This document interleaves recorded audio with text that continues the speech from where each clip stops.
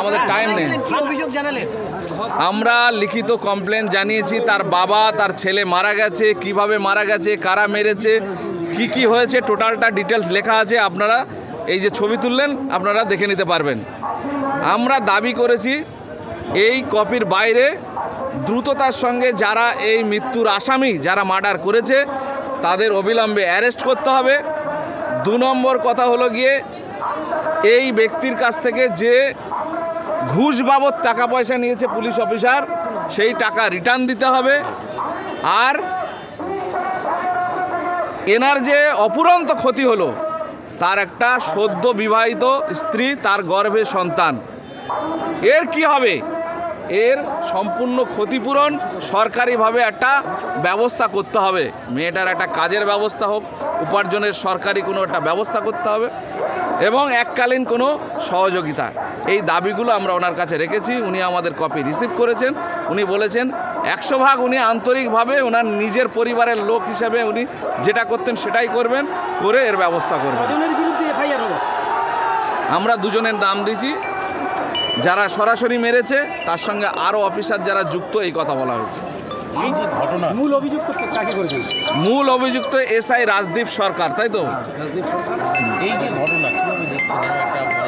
Police মেরে দিচ্ছে, যাদের রক্ষা করার কথা তারা যে মেরে ফেলছে, এটা তো আমাদের কাছে খুবই দুর্ভাগ্যজনক ব্যাপার। আমরা নারকীয় অত্যাচার, এই ধরনের পৈশাচিক অত্যাচার আমরা আজ পর্যন্ত দেখিনি।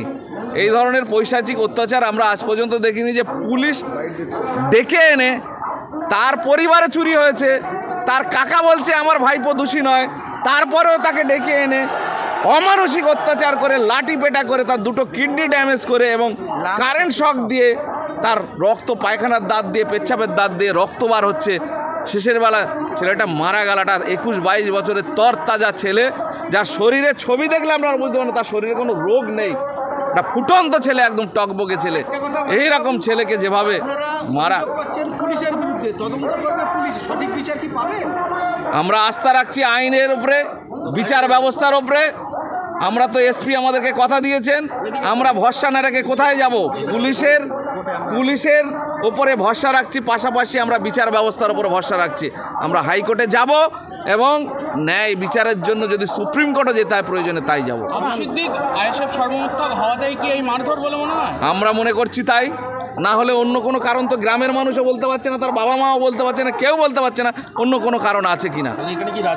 রাজনৈতিক চক্রান্ত আছে বলেই তো আমরা প্রথম কাল থেকেই বলছি, রাজনৈতিকভাবে কারা যুক্ত আছে পুলিশ সেটা তদন্ত করবে। এই অফিসারের সঙ্গে রাজনৈতিক কোন নেতারা যুক্ত হয়ে কাজ করেছে?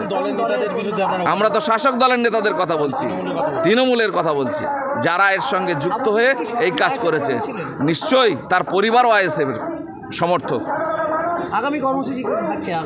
আমরা পুলিশের উপর আস্থা রাখছি।